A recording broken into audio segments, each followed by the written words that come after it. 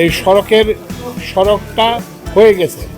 তো এখন এটার ভালো মন্দ নিয়ে আমরা আর বিতর্ক করব না, কিন্তু এইটার ফলে সৃষ্ট যেসব অসুবিধা সৃষ্টি হয়েছে সেগুলোকে আমরা সমাধান করার চেষ্টা করব। ফাঁকায় বসে কোনো পরিকল্পনা করব না। আমরা মানুষের সাথে কথা বলে মানুষ যেটা চায়, মানুষ যেটা প্রয়োজন বোধ করে সেটাই করব।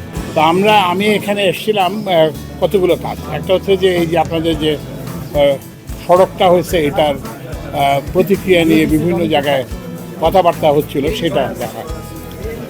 তো এটার ব্যাপারে সরকারের সিদ্ধান্ত হচ্ছে যে এই সড়কটা হয়ে গেছে। তো এখন এটার ভালো মন্দ নিয়ে আমরা আর বিতর্ক করব না, কিন্তু এইটার ফলে সৃষ্ট যেসব অসুবিধা সৃষ্টি হয়েছে সেগুলোকে আমরা সমাধান করার চেষ্টা করব। তো এখানে আলোচনার সময় সবার সঙ্গে তো আমাদের কথা হলো, এখানে কতগুলো কথা উঠে।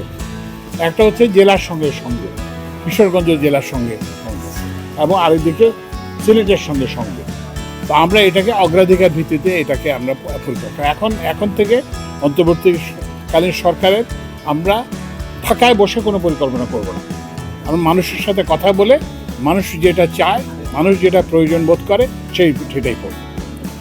আরেকটা কথা আসছে যে বন্যা এখানে দীর্ঘায়িত হচ্ছে, সময় বেশি হচ্ছে। তো এইটার যেটা কারণ সেটা হচ্ছে যে ড্রেজিং হচ্ছে না, নদীগুলোতে পলি জমতেছে, সেটা হচ্ছে না। তো সেজন্য আমরা ড্রেজিংয়ের জন্য আমরা ইয়ের সঙ্গে কথা বলেছি, পানি সম্পদ সচিবের সাথে কথা বলছি এবং পানি সম্পদ মন্ত্রণালয়ের কর্মকর্তারা এখানে শুনেছেন। এইটার ব্যাপারেও ব্যবস্থা নেওয়া হবে।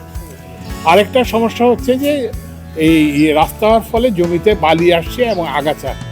তা আমরা ওই কৃষি সচিবের সাথে কথা হয়েছে, আমি কৃষি উপদেষ্টার সঙ্গে যে কথা বলবো যে এইটা কিভাবে একটা সমাধান করবে। আর একটা সনাতন ধর্মাবলম্বী ভাইদের কাছ থেকে একটা দাবি এসেছিল যে ওনাদের একটা শ্মশানে ওনারা করতে চান, এই যে যাতে ইলেকট্রিক্যাল ইনসিনারেটর বসাতে চান দাহ করার জন্য, এবং এই জন্য যে বিদ্যুতের লোড প্রয়োজন।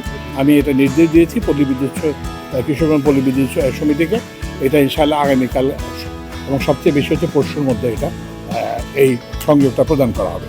আচ্ছা, আরেকটা কথা আসছে যে একটা সেচ প্রকল্প করা যায় কিনা, এটাও আমি ওই যে ইয়ের সঙ্গে পানি সম্পদ মন্ত্রণালয়ের সঙ্গে আলাপ করে